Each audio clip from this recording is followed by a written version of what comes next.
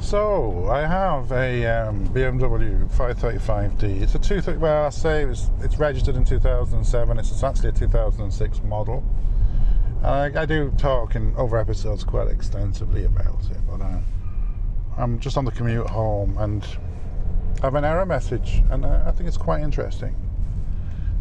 So basically, I have the professional iDrive system, which is the screen in the middle of the dashboard. And I also have the little red display in the middle of the two, the speedo and the rev counter. And I have an error, and it's a persistent error, and it's quite on the face of it, you think it's something major. So the error is steering wheel lock. Interesting. Electric steering wheel lock defective. Steering wheel cannot be locked or unlocked as applicable. Engine start may not be possible. And then it goes on there. Contact the nearest BMW service. And then there's a tagline at the bottom of the display going, steering wheel lock defective. And the temperature and the time, whatever, is blanked out by a picture of a steering wheel and a lock.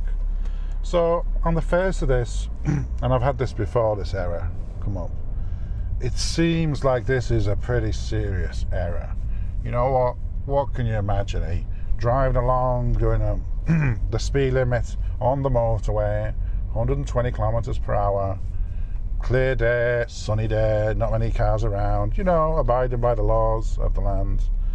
The alert comes up, and my God, what could happen? Could the steering wheel lock?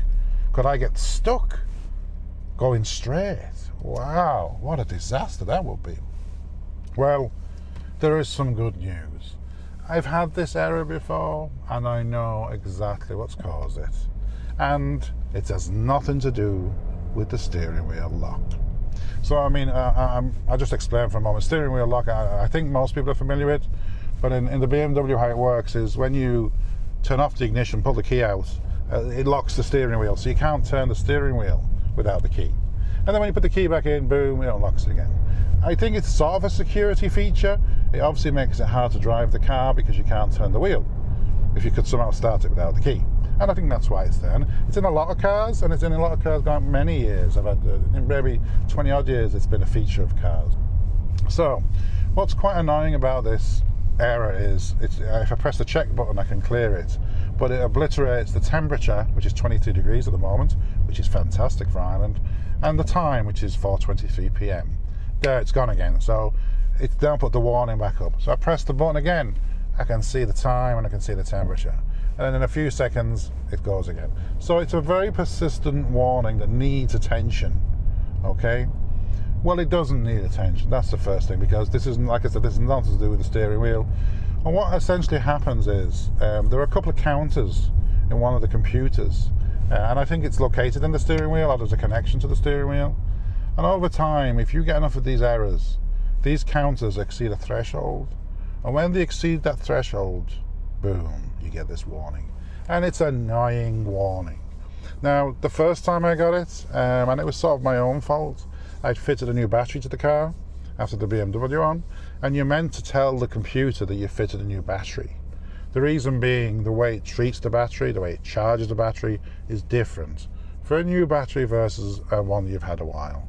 So, and if you don't do that, it continues to treat the battery as if it's, pretty warm, and the upshot of that is it reduces the life of the new battery. Right.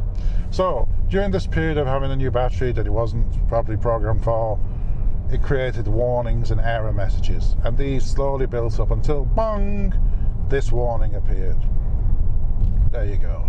And the way to clear the warning, well, you need a BMW software or BMW compatible software. You plug in the ODBC connector with a laptop and you reset these two counters, and lo and behold, the warning error message disappears.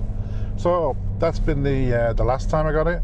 This particular time is different because I did get a new battery about a year ago, I think, maybe a bit less, and I did program the computer. I said to the computer, hey, I got a new battery here, and it was a pretty good battery as well. It was usually used on, it was the correct size, usually used on stop-start engines that stop at, when you're stationary and they start the engine again when you set off. So it's a pretty heavy-duty battery. So on this occasion, that's not what's caused it, but I do know what has caused the errors that have generated this message. So I have an issue with my engine on the EGR system. The EGR thermostat has failed, and also there's a little bit of exhaust leak on the system as well. Yeah, it needs fixing. I don't exactly know where it is. I think it's a gasket on the turbo, but it actually gives it a lovely throaty sound when it accelerates. There is a downside. Obviously, it's generating errors every so often, which eventually caused this problem.